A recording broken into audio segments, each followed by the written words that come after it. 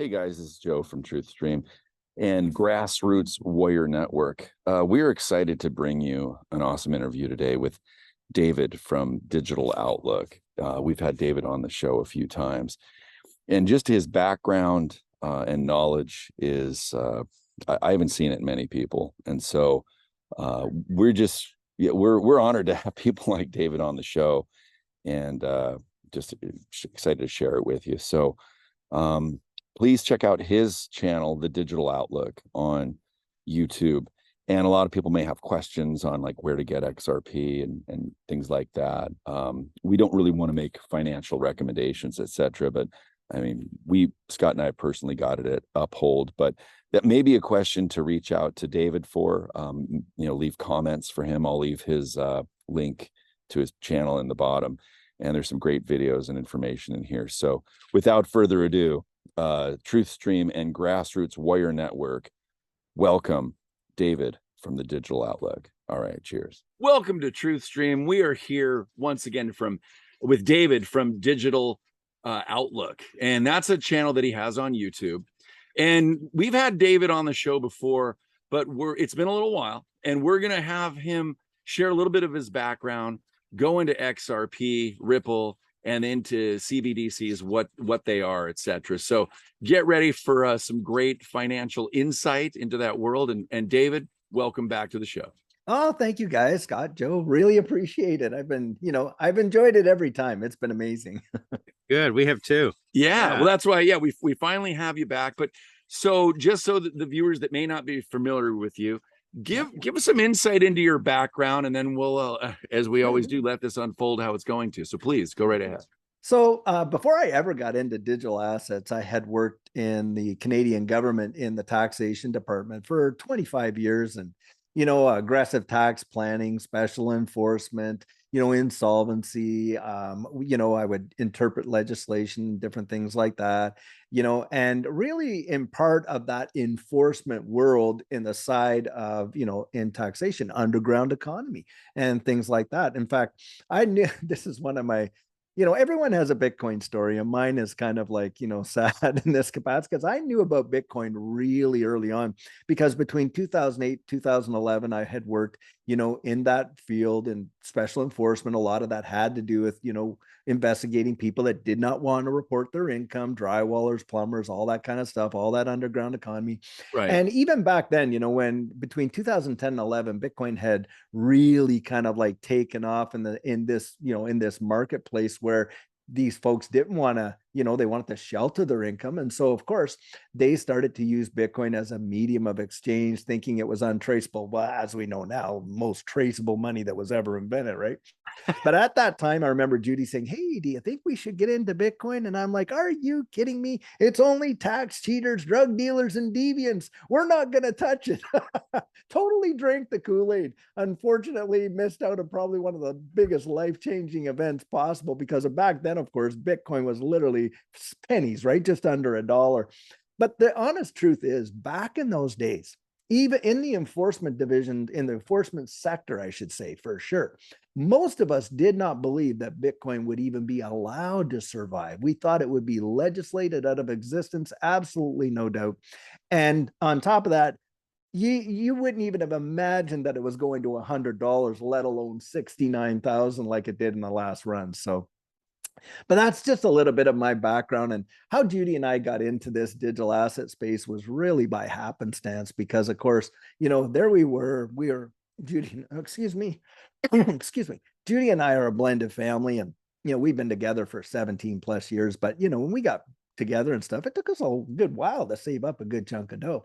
And I remember back then, when we got in, it was during the whole thing that was going on, right? And everybody was applying for their stimulus benefits. Well, Canada is a big nation geographically, but population wise, it's what, 36 million, so quite a small population. Turns out 12 million people were applying for this stimulus deal. And I said, Judy, our savings is going to get absolutely decimated by inflation. And so, I went out looking for physical gold and silver. Nobody had none. And I came home, Judy was watching some guy there on YouTube, and he was selling this course on, it was like, blockchain and all that kind of stuff. So anyway, we said, oh, fine, let's take that. And so that was our introduction. And at first, we bought some Bitcoin because, of course, now it was viewed as a hedge against inflation. And then afterwards, we started to look at some of these other ones, and we were learning about XRP and, XLM and a Hedera hash graph and all those, and figured that, hey, maybe perhaps our return on investment would be far greater, if we got in. And that's how we fell into this space. And it just really revolutionized our lives. In that last run, we saw literally some absolutely mind-blowing, gains in this space. I can share one with you if that's fine. I mean, I got into Cardano really early on. And although my confidence in XRP was really high, Cardano is one I liked and stuff like that. And we were picking up at 3 and 4 cents. Well, we had a goal. We wanted like 100,000 Cardano tokens at the time, and we were dollar cost averaging just like everybody else, putting in a bit here, a bit there. Well, I think we put in about $4,200. I think that was the total to get like 100,000 Cardano tokens. 1 year later, that $4,200 investment was worth $300,000. It's insane. And that was just one investment. Right. That's fantastic. Wow. Wow. And we took some profit for sure. Yeah, it's nice, because we've had Dr. Scott Young on the show, and he has a little bit different perspective. And you're more like the dream maker rather than the dream killer. So, well, I don't even think it has to be a dream. To me, there's a lot of the reality of what's happening in the world is truly phenomenal. But for most people, they're completely, absolutely oblivious to it. Yes, you've got people out there like I did. I had my bias way back then on Bitcoin, totally, to be sure. And it was a completely spoon-fed bias that I got from somebody else, right? I didn't really investigate it for myself. But the truth is, the majority of people are genuinely oblivious to what's transpiring. But you don't have to. I mean, we have lived through some major, major technological events that have changed the wide world, haven't we? I mean, when I was a kid, I always liked to tell how my dad gave me this Timex Sinclair computer, Timex, the watch company. Right. And this thing had a, tape deck. You'd put a cassette tape in it. You'd press down. It'd take 30 minutes to load a program, I don't know, some game like Frogger or something, back in the day, right? Well, the deal is this. Most folks, were really enamored by the home computer. We watched that, the VIC-20, Commodore 64. And remember when someone reverse engineered, I think it was IBM's 280SX BIOS, and then all the computers that were coming out before they were called Dells and everything else, they were called clones. Why? Because somebody had reverse engineered IBM's BIOS and they were making these systems. Whoa, Microsoft shows up, says, hey, we got an operating system that'll work on that. It's called QDOS, quick and dirty operating system. Didn't even have Windows. Windows came later on, and when you put all these floppy disks in there to load it up onto the DOS program. The deal is this. Most folks were so enamored with the technology, but completely oblivious to the opportunity, because the reality is just a few $1,000s invested into a company like Microsoft. If you could have seen the future and what was really going to revolutionize the way mankind interacted with one another and with their financial services and with their manufacturing and industry, it was going to change the world. But most people really didn't think about it like that. And I'll tell you what, we never even imagined we'd be holding computers in our pockets that entire buildings didn't even have the same processing power. We did not. And hey, and by the way, this right here, these smartphones weren't invented until 2007. That's not that long ago. Internet comes along. People laughing and joking about, oh, what's an email? What is that? What's an email? All this kind of stuff. Because the killer use case for the internet was email, wasn't it? And then, of course, you'd have internet relay chat and all that stuff that was going on like that. And, I remember when I got my first, 56K modem, and I thought, this is amazing. Because, of course, you'd have a 14.4K baud modem make, when you hear the sound, if you ever watch, if people like to see science fiction, you know, and you watch Stargate, you know, the show Stargate, you know, that sound that it made when it was starting up. Well, that's what the sound was for these modems. Remember that, guys? When that, you know, quirly whirly sound came out and stuff like that. But most people, and they were making movies about it. Hey, you got mail, AOL. People were romanticized by the convenience, and again, oblivious to the opportunity, because just a few bucks into, you know, some of these major, you know, internet companies that are around today, you know, Amazon, Google, all that kind of stuff would have changed your life like amazingly.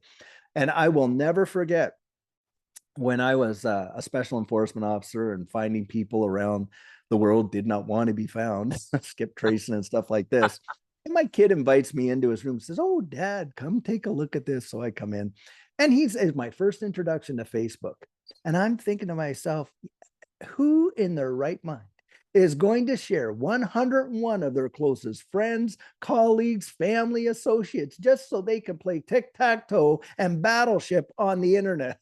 I was so wrong. I was so wrong.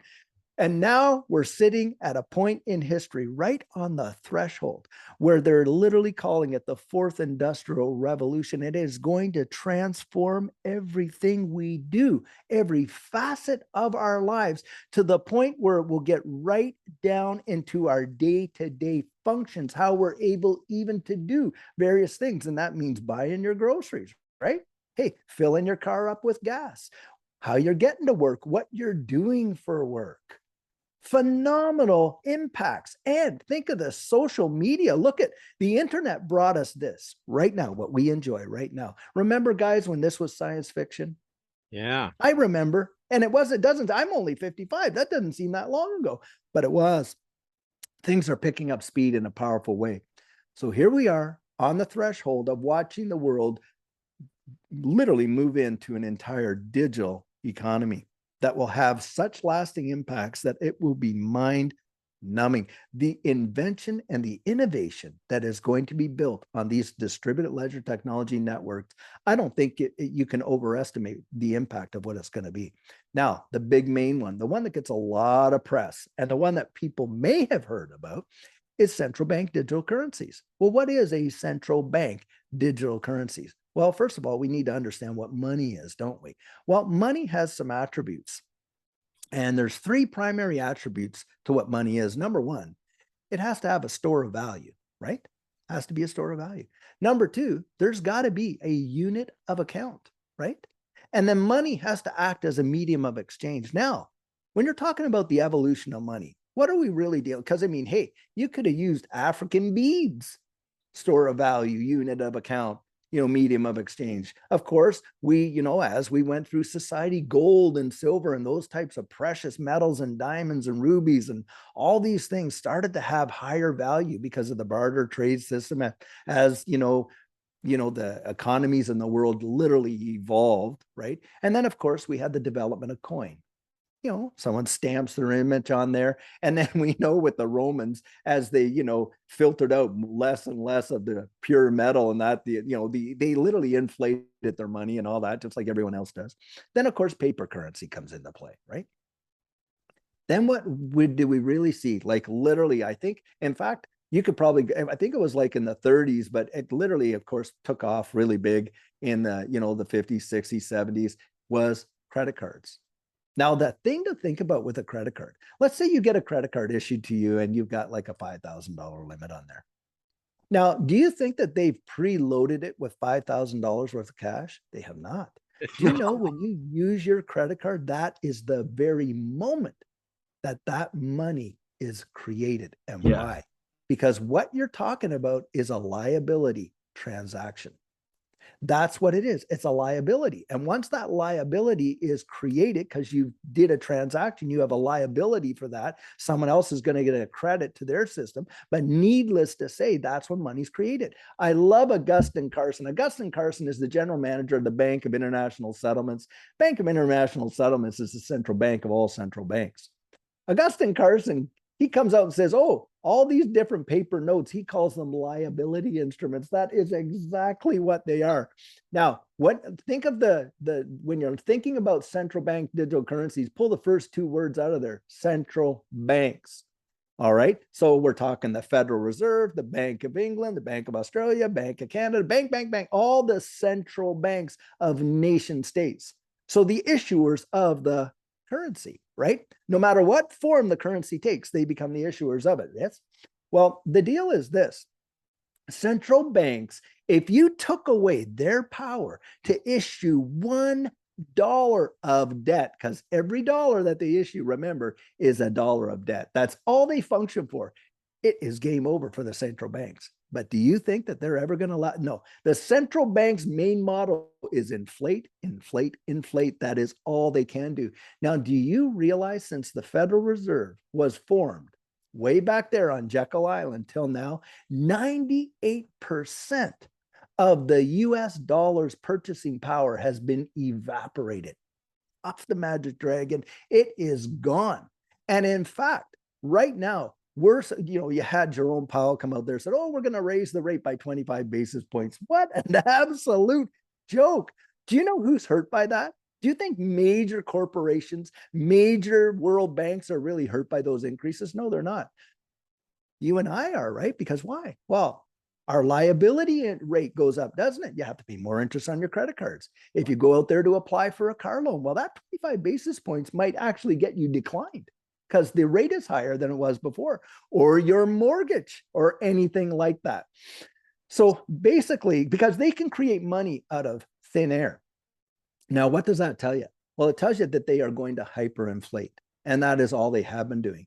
Now, to what end? What would be the reason for that? Like, why would you purposefully hyperinflate your currency? Now, they just passed a piece of legislation. What did they call it? They called it the Financial Responsibility Act, and it gives them $4 trillion to spend in 18 months. $4 trillion. Think about that. It is a mind-boggling amount of money. Whose money? But, well, it is supposed to be the money issued in U.S. currency. But you have to ask yourself, okay, what are they spending it on? Because I'll tell you what, it's not infrastructure, that's for sure. Where's it going? Well, guys, it's going to prop up all of these other banks. Look, you had Christine Lagarde, who is the head of the European Central Bank, the ECB. She flat out came out and said, look, we have all kinds of money to bail out these banks if we want to. And that's exactly what these central banks are doing. They're holding up this whole facade with inflated currency. But to what end? Guys, it is my belief, I genuinely feel this, they are leading us into a new economic system on a global scale, and it is the evolution of money. Now, a lot of people will say, well, hey, we already have digital cash. No, you don't. You do not. You think you do. And why do they think that? Well, because when you look at the deposits in the bank, we know there's only about 6% physical cash for all of the money that is on deposit, right? So if you see that little thing on your bank account says, oh yeah, you got like $3,000 in the bank. Okay, fine. That's a representation of what's there. But if you went to the bank and every one of your friends went to the bank and any one of their friends went to the bank, I'll tell you what, there's not enough cash in that bank to satisfy everyone's request for the money. Why? Because there's only 6% of physical cash for all money on deposit in every bank. Wow. When we started physical cash. When they started doing the fractional reserve lending, what was the guideline was what, 9 times? You could lend 9 times. Oh, now it's like you can lend it. I think that's whatever you want to do. Times. Yeah. It's like, yeah, there's no limit. And the deal is this. When you think about that, okay, that's just a representation. A lot of people think, oh, well, that just means digital cash because I don't use cash. No, it doesn't. Because remember the 3 elements of what money is, right? Store of value, unit of account, medium of exchange. Well, they're wanting to introduce a 4th one. And the Federal Reserve has literally written memorandums to the House Financial Services Committee that were not for public view, but got leaked out, where they're wanting to employ social controls, basically program their monetary policy right into their monetary instrument. That has never happened in the history of mankind. What do you lose there? Well, a lot of people will think they have privacy with their purchasing power now, don't they? But the reality is they're all under monetary controls right now. And how is that? Think of your debit card. How much can you spend at any point of sale at any given time? You can only spend what the bank limits you to spend. Sure. If they think that you're good at, you could have $10,000 in there and they could say, yeah, but point of sale for you is $500. Well, why? Oh, we're doing it for your protection. Really? I think I feel fine. Well, no. And then it comes down to risk. They don't deem you to be a good, even though the money is sitting right there in your account, they'll limit you to $500 point of sale. And some people have it 1,000, some people have it 1,500, but you're limited as to how much you can access of your own money any given time during the day. Now, of course, most of us aren't out there spending $500 a day. But let's say you go to a store and you want to pay for a couch that's $2,500. You're going to have to phone your bank and ask them to release the funds so you can do it. Otherwise, it ain't happening. Right. Right. And so what do they give you outside of your debit card so that you can make purchases over and above the point of sale limit or the amount that you can withdraw from the bank machine daily? Checkbook. They give you a credit card, don't they? Well, that's true. Yeah. And now you have a credit card where you owe the bank. And the moment you use it, what are you creating? Money. They want you to create money out of thin air for them, because the moment you tap that thing down and the moment that you pay $2,500 on your credit for that couch, bang, funds have been released. And where do they all go back to? They all go back to the central bank. Central bank digital currencies are going to employ social controls. Now, the thing is this, you've got, regimes around the world that we know. Okay, I'll give you an example within China. In China, we know that they are operating with social controls, and it literally to control people's eating habits, their lifestyle choices, hey, who they hang out with, who they don't, where they go, how long they're out, everything that you can fathom. And literally, if you were to call somebody who had a low credit score, let's say, and I shared this with you guys earlier, but I'll share it again. If let's say I had a low social credit score because, hey, I like to smoke and, maybe I took the bus too many times rather than ride my bicycle, who knows what, but basically I, did that.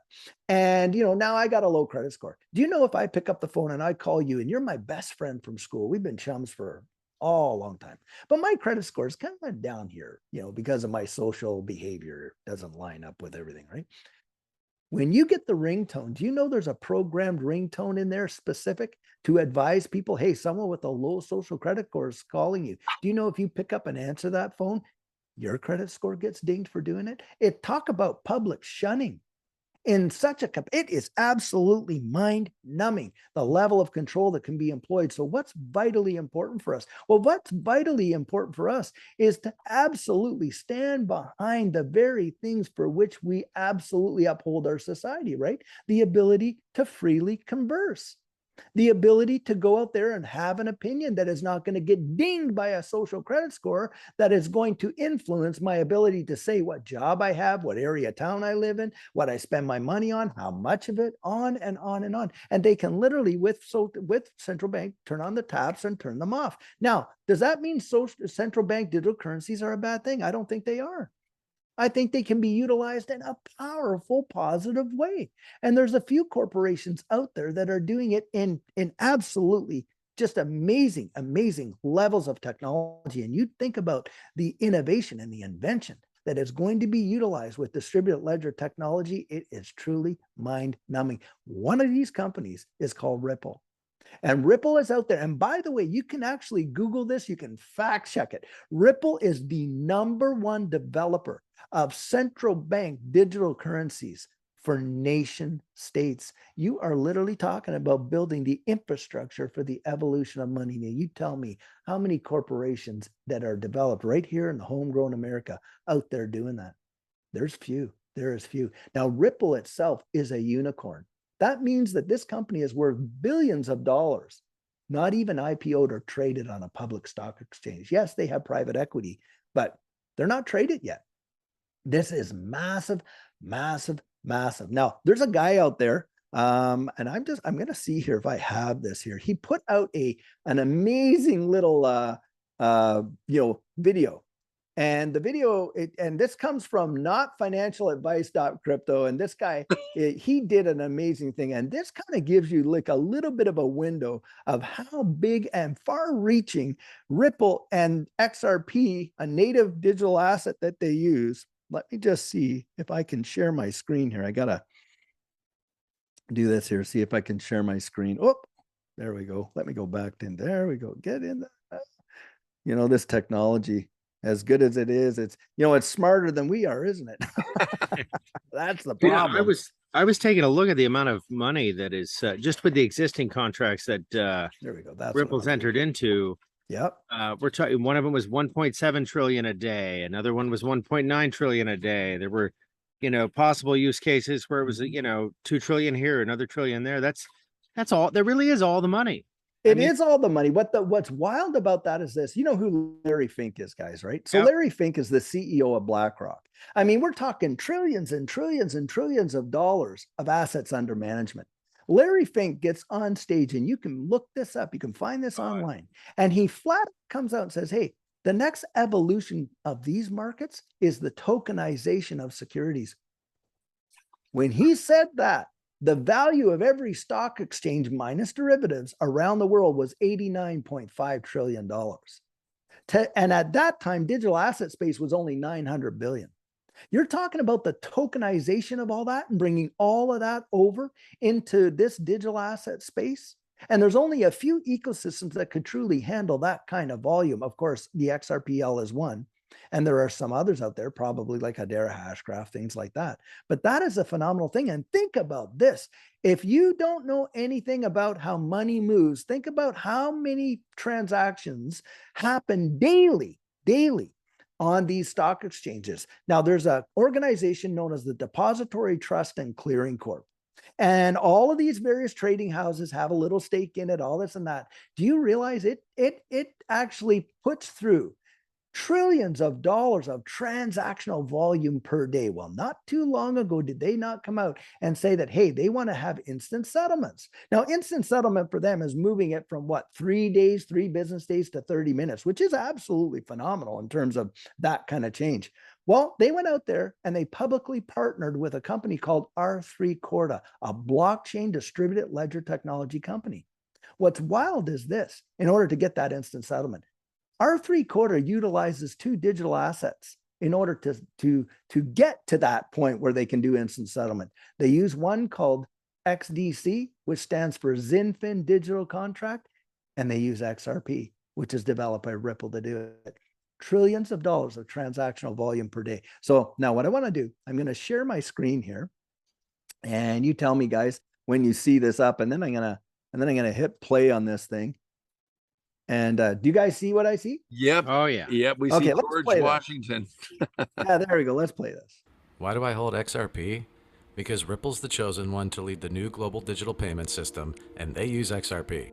In 2013, the Federal Reserve began looking for faster payments options. 2 years later, an action plan was born and a federal payments task force was created. It included one company focused on crypto, Ripple. In 2014, the World Bank and Better Than Cash Alliance, which includes the Bill and Melinda Gates Foundation, Clinton Global Initiative, and the governments of 32 countries, put out a report called The Opportunities of Digitizing Payments. 1 year later, the Better Than Cash Alliance featured one crypto company on their website, Ripple. Today, Better Than Cash Alliance and all other UN initiatives are focused on a single agenda, the Sustainable Development Goals for 2030. You can see the SDGs logo on Bill Gates' lapel, world-leading companies, the Better Than Cash Alliance website, and on the UN's official exchange, Exchange. What crypto is Exchange officially utilizing for their carbon credit solution? XRP. The world will move to a new international standard for exchanging electronic messages between financial institutions by 2025 called ISO 20022.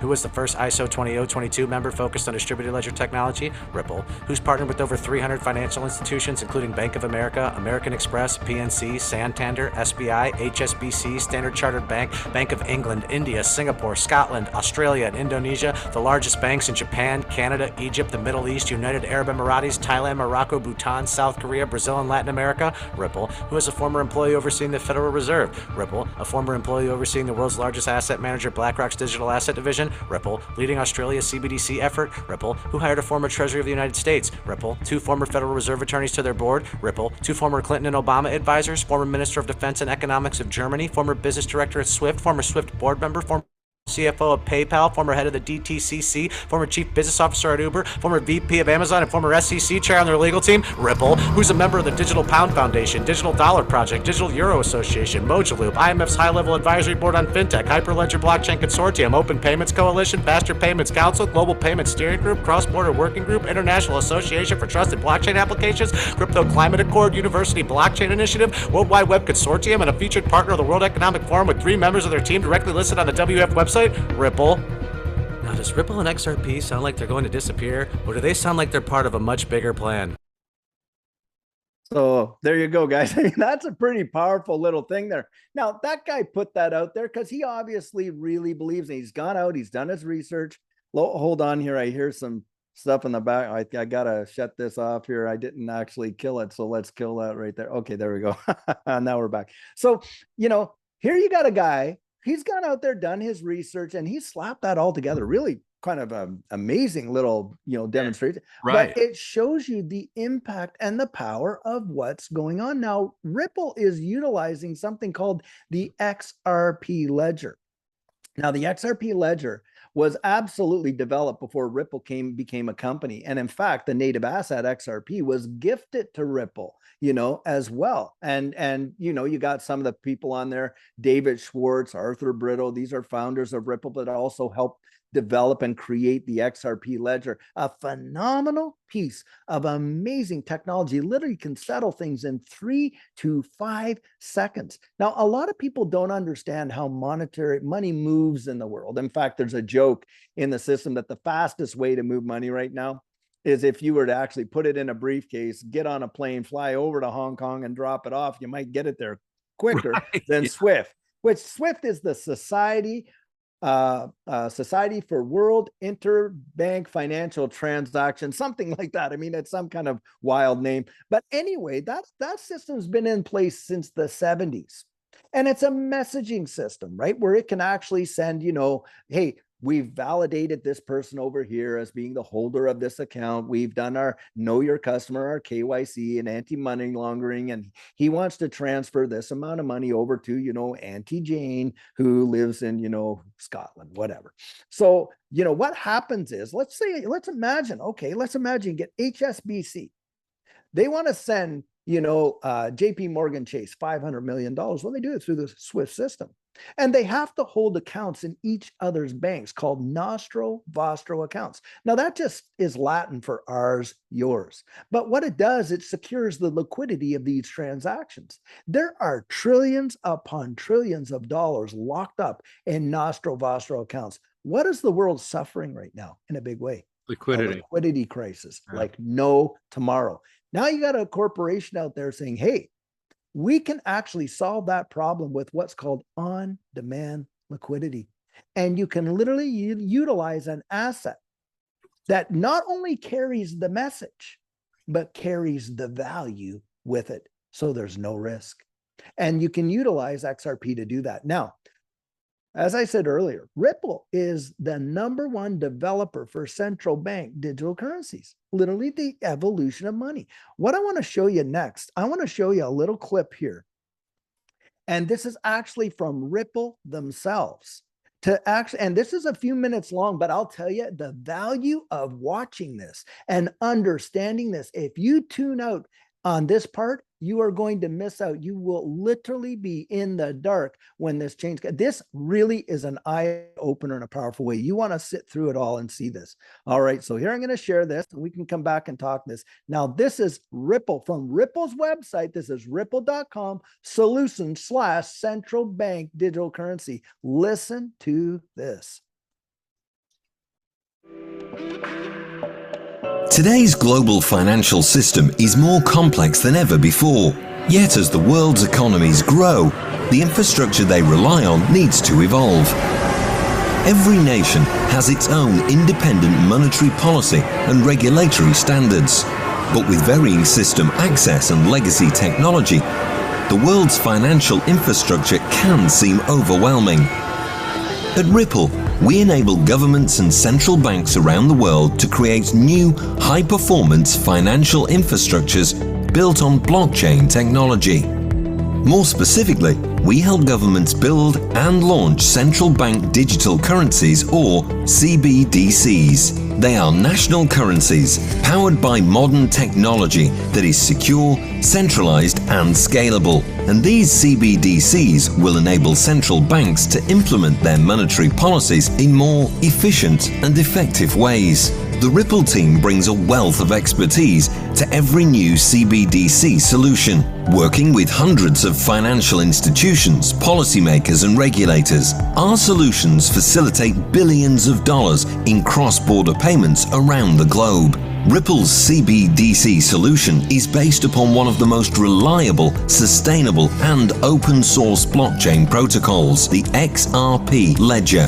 XRPL. The XRP ledger technology is perfect for CBDC blockchain applications. It's fast, with transactions complete in 2 to 3 seconds. It's easily customizable and programmable. It's reliable, having closed over 72 million ledgers since 2012. The ledger's native functionality for issuing digital currencies also reduces the need for bespoke programming and reduces risk. Finally, the technology is sustainable as one of the first carbon-neutral blockchains. Each pilot is completely customizable and shaped to the needs of the central bank by an expert team. Here's how it works. Each nation's CBDC is hosted on a private version of the XRP ledger. Access by participants is granted by the administrator and fully secure. Using Ripple's CBDC solution, the central bank has full control over supply, allowing them to increase supply or redeem it. And through a standard API and multiple SDKs, integration into existing systems is simplified and suitable for traditional and non-traditional participants. Additionally, the central bank can issue other assets and allow participants like commercial banks to do so. The central bank can also authorize who holds the currency on the ledger, whether that's held directly by consumers or through commercial banks. Transactions typically settle in seconds compared to days, making CBDCs suitable for use cases like retail point of sale. This can open the door for real-time salary payments and collection of tax at point of sale, which gets funds to an institution or a consumer faster while eliminating debt risks. CBDC data is fully controlled and auditable by a central bank, allowing for its analysis in support of monetary policy. And the data maintains transaction privacy while still allowing for regulators to monitor for criminal activities. Finally, a Ripple-designed CBDC can provide a means to bridge disparate currencies through XRP. Its inherent interoperability can allow for connection with other central bank ledgers for efficient cross-asset and cross-border transactions. This can be done with cross-issuance, using XRP as a bridge currency or via cross-ledger communication protocols. This reduces the risk that institutions are forced to accept when transacting across multiple networks or currencies in the current system. The creation of a CBDC provides powerful benefits for the economy and people of an adopting central bank. It's technology that places trust in digital money in the hands of a central bank that can guarantee accessibility to funds and the resulting services, as is the case with cash today. The result? An improved foundation for global financial development where businesses, commercial banks, and ultimately people can unlock new economic potential. Work with Ripple to build a custom pilot designed for your country or institution today. That is Yeah. a phenomenal description of what a CBDC is. And you're getting it from the #1 developer for central bank digital. And get this, guys, 72 million ledgers. In fact, now, since that video was done, I think it's around 84 million ledgers. Not one mistake. Not one mistake. Wow. 2012. That is mind-boggling in and of itself. Now, the thing is this, with blockchain, and in fact, Ripple is not a blockchain. It's a consensus algorithm.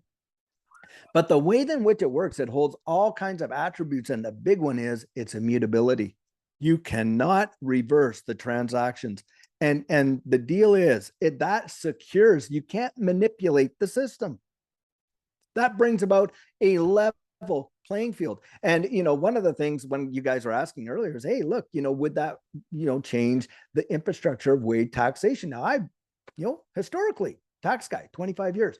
Absolutely. This is going to revolutionize the way taxation works globally. In fact, we may be looking at an entire implementation of a new economic system on a global level that even provides for, opens the door for discussion around, global taxation, and we're seeing that. And now this is only one application. What about our digital identities?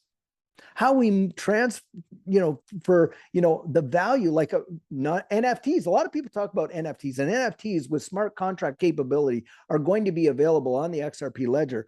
And you're not just talking about non-fungible tokens, little pictures of monkeys and all that. No, you can use non-fungible tokens to prove the ownership of real world assets like property, like your title deed to your home. You're talking about title theft now, aren't you? Well, and identity theft. Well, that could be literally destroyed, the ability to do that by the utilization of distributed ledger technology and NFTs. And you don't just have non-fungible tokens, there are such things as fungible tokens. And you have restricted fungible tokens, restricted non-fungible tokens. The applications are truly amazing. And it is going to touch everything that we do, our education systems, our healthcare for certain, and the ability, look, our social media right now, when you are on social media, your data is collected and sold. They make a big chunk of dough on it. Do you realize distributed ledger technology are coming out with new ways and ideas and thoughts around the ability of who has custody of that information and who can benefit from it? Well, in a distributed ledger technology system, you may be the beneficiary of it, not some of these big, social media platforms. You get to decide how it's utilized, how it's sold, who's it made available to, and who it isn't, and all of that. There are many, many positive benefits. But of course, it's scary. Nobody likes change because it's the potential for what wrong can happen with that kind of change as well, right? But this is where we literally can get out there, make our voices known, and govern this ourselves. Yes, look, you don't have to actually go too far. A lot of people that, from the dinosaur age now are saying, oh, well, all this blockchain and all this, cryptocurrency is still used to, money laundering and drug deals. And all. Do you know what? Cash is the most well-used and accepted medium of consideration in the underground economy, where all of these nefarious activities go on way more than blockchain is. Why? Because most blockchain is absolutely traceable. Absolutely. If you think that they don't know how to, there's literally a corporation out there called Chainalysis. And they have the ability right from day one to trace all that stuff. It's so traceable. And even these folks that are using, XMR, Monero, and all these other ones, well, how did they get their Monero? I'm telling you, don't kid yourself. Look, there is a provision that a lot of people may not be aware in the rank and file that most governments employ, and different agencies employ it on a different level and this and that. But in the tax department, we certainly employed it. And that is what's called a requirement to provide information. So a government does not have to actually store and bank data on you to the degree that a lot of people think it's the government. Do you know it's mostly private companies? They have got your spending habits down pat. They've got your eating habits down pat. They know because of the barcodes on the food that you buy, what you buy. And you're using your debit card to pay for that grocery. Right. Yeah, I always say what AI knows you buy, where you live in the world, where you buy your gas and all this. They know more information on you than you can fathom. And in fact, the advertising that you get is so specific to you that it's sold at premium prices to people that want that data by companies that you have voluntarily acquiesced to accumulate that data in your contract with your social media platform. Most people have given it all away. So get this. If you were a federal agency and you were needing to investigate somebody for something or whatever, let's say a financial issue, well, I'll just send a requirement for information to their service provider, to their bank, to this and that. They have no choice but to supply it. And if you look at all the fine print, you'll see in there that every government, if a government agency comes to us and tells us we have to cough it up, when we have to cough it up. That is a fact, Jack. Go research that. That is how it really, really works. And so look, when we were investigating folks, we would issue requirements to provide information, and we would issue them on people that they have done business with. Could get all their phone records. We could take a look at all kinds of information. Now, the point I'm saying is this: people think that it's scary to go into this brave new world of digital commerce, digital identity, digital this and that. Look, we're already living in it. Don't kid yourself. It becomes more efficient for them out there. That is the reality of it. The wearables. Look at the wearable. Look at the amount of data we surrender with wearables. I think it's like 9 points of information, and you can develop a pretty on point psychological profile on someone. Well, you do that in minutes. I'm getting there, but a Fitbit or an Apple Watch or something like that. I mean, you're transmitting real-time data about your heart rate, real-time data as you interact with information. And if you're online and you're watching something, it can track what moves you, what piques your interest. It can track your eye movements. It knows you better than you know yourself. It knows you better than you know yourself. And with the introduction of AI to accumulate this, now we're talking about computers that can think. They're already there. You can deduce. The D-Wave. Yes, and they're putting all that together. So the reality is this: if you're going to fear the future, then be afraid because it's here. But don't fear the future in that capacity. You cannot live your life like that. Well, I got to the point, I remember at a time where I was trying to, protect all my anonymity to the point. Then I got to the point and realized this is a losing game. There's no way you can. There's no way you can. We're a winning The game. truth is, you can shut the power off on this device and it's still on. It's still on. Still on. And, how many people out there literally have, these Internet of Things in their home, their fridge, their stove, their smart TVs, all this and that. Hey, Alexa, find me, the 3rd season, episode 4 of Friends. Boom. Yeah. Alexa's listening all the time. Siri's listening all the time. Now, those are just 2 examples. And I'm not poking anything, but hey, I read an article where a Roomba, one of those motorized vacuum cleaners, was literally taking pictures of people in their own home. One woman got a picture snapped where we're sitting on the john. It's like, but we're just using that information so that we can have better AI and diagnostics to know which the walls are in your house. Okay, but why does my personal information have to be out? I mean, it's just, but people acquiesce to that because when they buy that product and bring it home and they plug it in, you look at the terms of agreement. Basically, if you didn't assign the, approve Microsoft's, user agreement or that, you wouldn't be able to use any computer practically, or Apple's. Do you know that most people don't read that stuff? So, hey, there you go. But my point is this: central bank digital currencies are really nothing to fear. In fact, the innovation and invention is something we should embrace in a way because it is coming now. Get this: years before. Imagine if during the internet you could have invested in hypertext transfer protocol or internet, relay, or the protocols that supported SMTP and all that kind of stuff for emails and this, that. We couldn't do it, could we? No, we could invest in companies that utilized it, and some were winners, some were losers. Guys, right now you can absolutely go out there and invest in the protocol itself. A major case just got settled with Ripple and XRP, where Judge Annalisa Torres out of the federal court, now this is federal law, came out and flat out said that XRP sold in the secondary market does not meet the standard of being a security. That is massive. And why is that massive? Well, because if it affects XRP like that, then it affects every other digital asset practically like that as well. And just imagine this: when she went out and she did that, that is now the law of the land. XRP is the only digital asset in the entirety of this digital asset space that has adjudicated legal clarity from the federal court in the United States for the United States. Now, of course, other jurisdictions have already determined that it is not a security, that it actually acts as a currency or a commodity or a utility.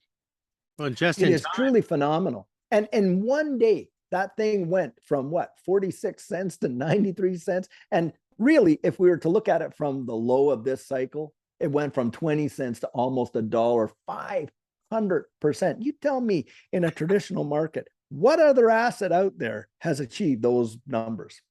But it only took over 3 years to figure out whether it was a security or not, which is Yeah, of kind of course they ridiculous. slowed it down. But the thing is, do you think What about that's Ethereum? not That's gonna- a security. You know, Or and is it's not. It is not. There is. It is. And even if it's appealed, you know, a lot of people say, well, you know what?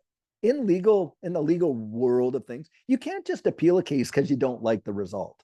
No, the judge has had to have made an error in law or an error in judgment.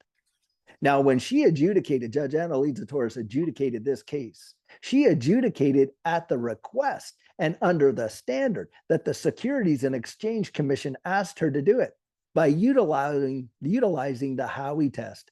And she literally looked at, now in appeal, and you got Stuart Alderati, the chief legal officer for Ripple, actually coming out there and says, hey, if the SEC appeals this could be a big win for us. Why? Because then it goes before a panel of judges in the Second Circuit. They're going to look at all the same evidence that Judge Annalisa Torres did. They're going to have to apply the same law, because law is not opinion. It's the law. They're going to have to apply the application of that law. And why do we got here in our system? Well, we have a common law system, don't we, based on precedent and decisions that have been made all throughout since the 1940s until now, utilizing this Howey test. Judge Torres utilized the Howey test and was able to ascertain just like that, that XRP in the secondary market was not a security. She only used one prong of the test to do that. She said, I don't even need to take a look at the others because it didn't meet this prong. If it doesn't meet all four prongs, it doesn't apply, does it? Well, let's say the Second Circuit takes a look at a panel of judges and they say, okay, well, yeah, we agree here, but you know what? We're going to look at these other prongs. Well, it doesn't match that either. Man, I'm telling you what, the SEC is not going to want to have that happen. They do not want to risk it. I kid you not. So we'll see what happens. But either way, I'm not deterred. And for me, I've been accumulating for a long time because I believe in it. Now, look, any investment has risk associated with it. Sure. And if you watch my channel, and by the way, let me just do a shameless plug here. Yeah, you should. Shameless Hey, plug. while you pull that up, Scott, do you have a quick question? Well, I have three that I definitely want Sure. to get to before we run out of YouTube time. channel, Digital Outlook, right here.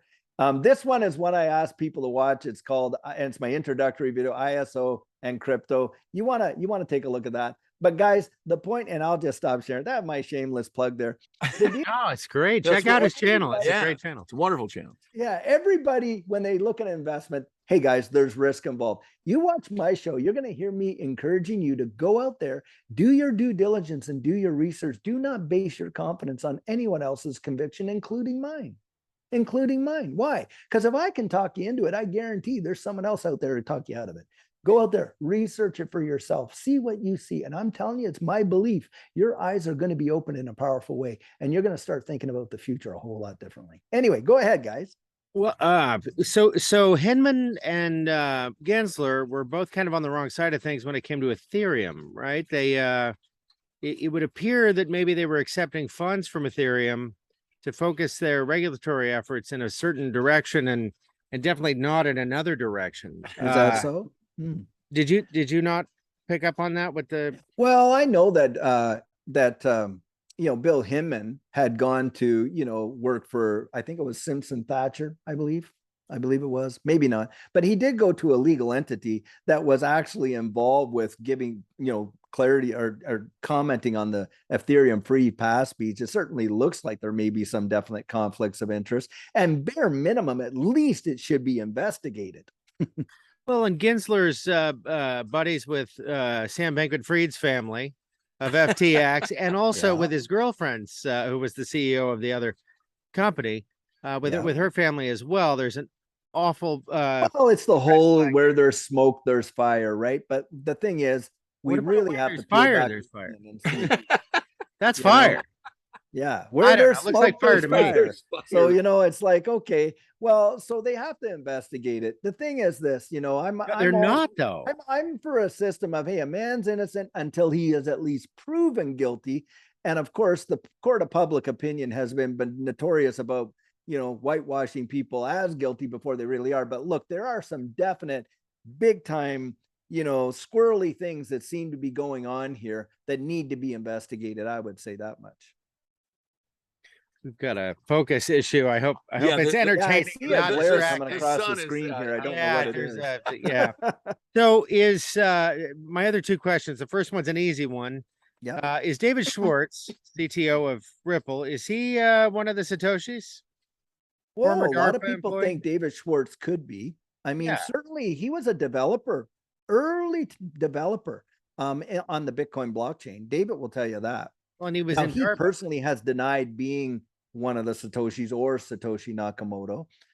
I think a lot of people think that perhaps Arthur Britto could be, David Schwartz could be. I think right now there's this idea that there's at least four of them, Yeah. four people that could be. Yeah. Yeah. And then But he definitely has the brilliance to do it. I'd say that. right. well, here's the big question. This one you can spend a little time answering.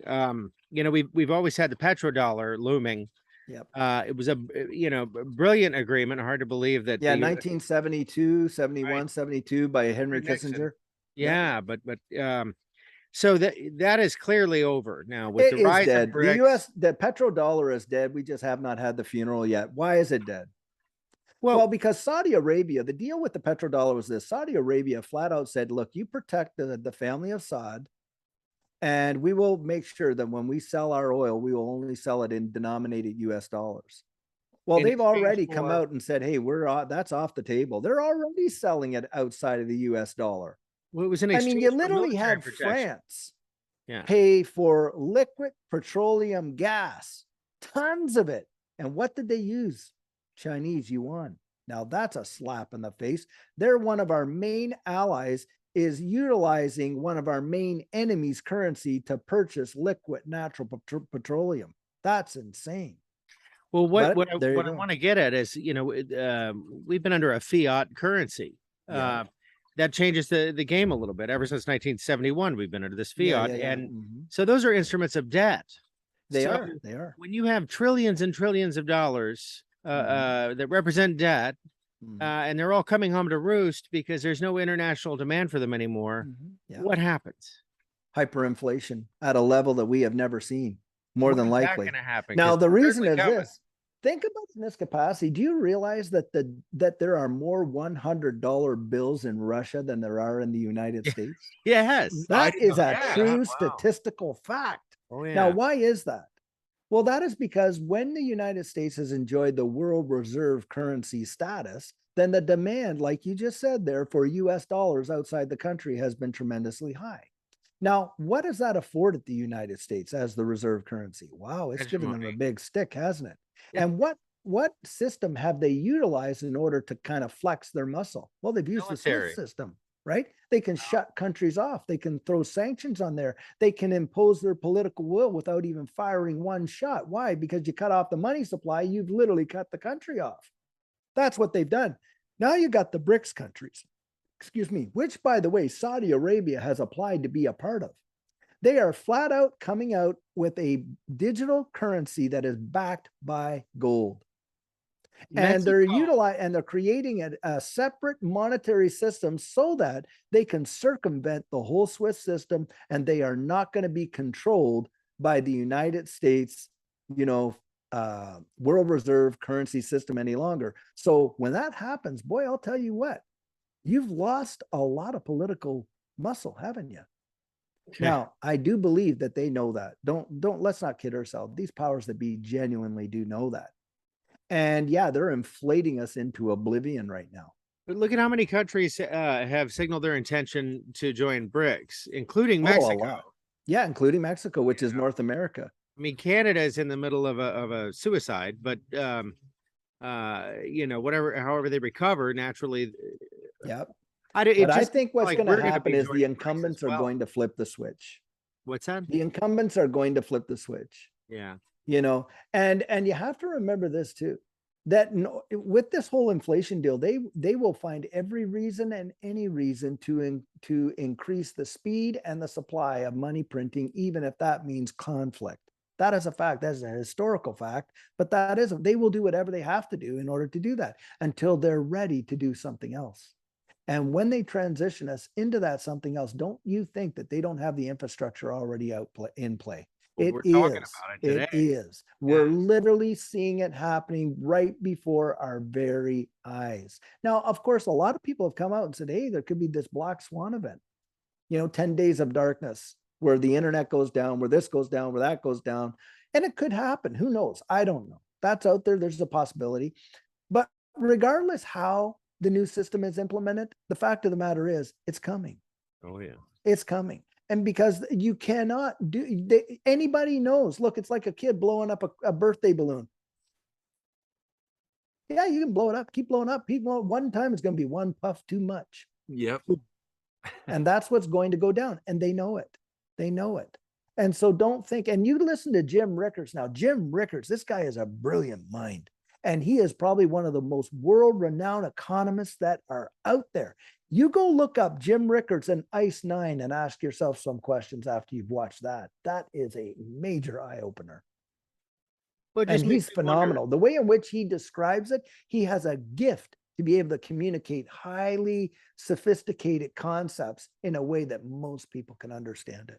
I really enjoy Jim Rickards. He's a good one to look up. This guy is no, clown. He has been interconnected with some major global players for years and has served his country well in prior administrations as well. Well, the biggest economic downturn, I think, in this country is the Great Depression. But what we're looking at potentially is far, far worse. Would be far worse if they don't have. Yes, it would be far worse. It would be far worse. But will we get there? We could just switch, right? I mean, if you dump the fiat and you just switch to another currency, you can avoid. There may be a way to avoid cataclysm in that capacity potentially. But what's the trade-off for that? Do you think that they're legitimately going to wipe away your debt free and clear and there's no obligation? They may wipe it away. So there could be a Nasara, Jasara. Now, from a biblical standpoint, because, I'm a believer in Christ. He's a big, big part of my thinking and decision-making. There's this whole thing called the year of Jubilee, where debts were completely forgiven. Everything went back to zero, and on and on and on. So there is some good credence to this concept. The reality of it is you're talking about a world right now where it's almost like when, remember the story of Moses? Then they had to make bricks without straw and all that kind of stuff. And, and then there was a famine. There was such a famine in the land during that time, that they literally, first they gave up all their money, gold and silver. Then they gave up all their livestock. Then they gave up all their land and houses. Finally, they gave up themselves. I really believe when you listen to the WEF and their outlook for what they want to see, they literally want to herd all of humanity into some sort of a, global servitude to this whole system where there's no escape. And, it's not funny, but it's just ridiculous when you hear it. And boy, you hear Klaus Schwab talk, the head of the WEF, man, that guy's voice just sends shivers down your spine. It's like something else. But I mean, this is, you have to kind of, the whole idea right now, most people receive, their fundamental belief structure is created for them by the fifth estate. They don't even realize that that's what it is, but it's programming, the program. Hey, I'm watching my program. Yeah, you're right. You're watching it. All right. You're being programmed, because the reality is the whole concept of being able to critically think, challenge ideas, challenge kind of viewpoints and this and that, it's no longer tolerated. As we're saying, it's no longer tolerated. You cannot have constructive debate. We'll be looked at as enemies of the state because we just don't acquiesce to the message. But as a result of that, what's happening, we're losing our ability to genuinely critically think. And you want to test this out? You go talk to your neighbor and ask their opinion on this, that, or the other thing out in the public forum. I guarantee within about 3 minutes, you'll start to hear very familiar, rehearsed messages that you literally could turn on the tube and hear. Yep. Why? Because people are not doing their own thinking for themselves. We've literally forfeited that, and I've allowed people to construct it in a way. And it doesn't matter which side of the aisle, quote unquote, you're on. It's the same deal. We have to get back to where that really did matter. You read books that were written by authors in the 1700s, the 1800s, And you can see the level of thinking that they really thought through, they utilized their ability to process information and adjudicate different results because of the information they were receiving, which we have been dumbed down. We just don't do it. Yeah. We're more concerned about how we're entertained than how we're absolutely interacting with one another in the real world. That's the way it is. Well, we're coming up on an hour, and I just Yeah. what I'm are your sorry, predict- guys. I know Did you get all your questions in? Yeah, I well, think so. we're One all la- we're all obviously pretty bullish on the XRP and on what Ripple's Yes. doing. What are your predictions? Because and this is something I wanted to Wow. ask you about. If we've got Yep. the market cap about Mhm. valuations, if the company Market cap doesn't mean anything.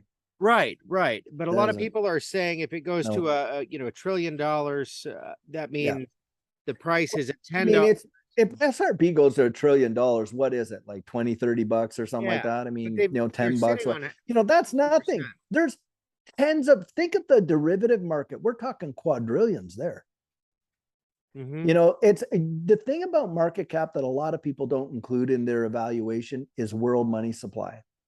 Most people don't even understand what the world money supply is or how it's divided and where and what assets of the economy is it actually segregated. Do you know there's about $360 trillion in worldwide global real estate? You can take the Fortune 500 and add up the trillions there. Stock markets alone, what, 90, $100 trillion in stocks. That's going to be, tokenized. I mean, there's just so many, it is really it's something we can't truly conceive of. Now, in the digital asset space, we have yet to have a utility bull run of any kind. So for me, it's very difficult to, pin the tail on the donkey, really, right? Because we don't know. We really don't know. But something we do know is in 2017, get this, on January 4th of 2017, XRP was trading at 0.006. Historical fact, 1 year to the day on January 4th, 2018, XRP was trading at $3.84. Can you fathom being that guy that picked it up? $6,000 investment in 1 year could have netted you $3.84 million. Now, I always love to say, hey, look, it's hard to hit the bottom and the top, isn't it? Pretty hard to nail it. Well, let's multiply it by a factor of 5. And let's say you paid $30,000 to get your 1 million XRP there in 2017. And you didn't sell it when it was at the top, but you sold it when your $30,000 investment was worth $1.5 million. Do you think you would have been happy? Oh my God. Guys, I don't think we could even put a price tag on it at this point. But 10 grand is think about this too. functionality, right? Every one of these markets, all the markets and every TA, regular guy, normal guy, they're all going to say this. There's cycles, right? There's a bull market, then there's a bear market. For every bear market, there's a bull market. Now, where do people think we are right now? They think we're in a bear market. Is that not right? Okay. Yeah. So if a bull market's coming, should the prices be higher or lower? Right. From what perspective? In a bull market, will the prices be higher they are in a bear market or lower? Higher. Okay. So no matter what the price is today, when you're in a bull market, it's going to be higher than what you're buying it right now. Right. Now, the thing is, we don't know how high or how long, but remember, doesn't matter. Don't base your conviction or your confidence on, like I say, somebody else's conviction about it. Because look, you can go onto my YouTube and I tell people flat out, you're getting 100% biased opinion out of me. Why? And I make no bones about it because I've done the research. I'm absolutely 100% convinced what you're getting is the real deal. Now you got to go out there and make up your own mind. Now the information's available. Are you willing to go look at and dig it up? Are you willing to do that? Now, I'll tell you what keeps people in this market get absolutely wrecked. Fear. Two kinds. That fear of missing out because they might not make the next leg up, or that fear, uncertainty, and doubt. And I'll tell you, the players that are pulling the strings behind the scenes that absolutely manipulate every one of us on the way up and on the way down are the same people that are out there right now claiming to have the solution for this global crisis, the very ones that created it. Right, because that's how the system works. Institutional investors are going to want to shake retail holders out of the tree. So then How are if they gonna that's the do it? case, hey, I can't be a whale. I'll tell people, hey, I'm not a whale. I can't be a whale. So what do? I don't follow their advice. I follow their behavior. And thank goodness for the open ledgers, because we can see what they're doing and they're buying. They are buying. They are buying. They Yep. are buying. That is a fact, Jack. Wow. So Well, guys, anyway, hey, not financial advice. That's my opinion. Right. Yeah. For the record, none of this is financial advice. right. No, it's not. It's not. It's about people that believe in an idea, believe in a concept, believe in economy, believe in an asset. But hey, just because I believe it, I can share my faith, but I can't give it to you. You got to go out there and find out for yourself. Now, at least it deserves, you owe it to yourself, as far as I'm concerned, to at least investigate it. Even if you come to a different conclusion, that's your prerogative. But for goodness sakes, don't just drink the Kool-Aid. Go out there and research it for yourself. Yep.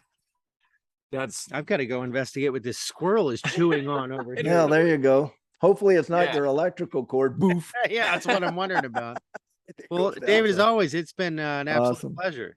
Well, Yeah, thank and you guys. and if people, I want to let our audience know, be careful of comments, either, below our, and we'll put this on, BitChute, Rumble, YouTube. Sure. But, if there's comments in there and people are trying to tell you of how to invest and posing as either David or Scott there's Young lots of that. or myself, just we don't give advice in there. Yeah. But if you do want to learn where to buy it, I mean, this is what I would suggest. Check out David's channel. He has a lot of different videos and he can answer that for you. But don't, you can ask certain questions. I don't use Telegram. I don't use Instagram. I'm not going to hit you up with some special program just for you. I don't do that. Not at all. Only on your own OnlyFans, right? Yeah. That's it. Yeah.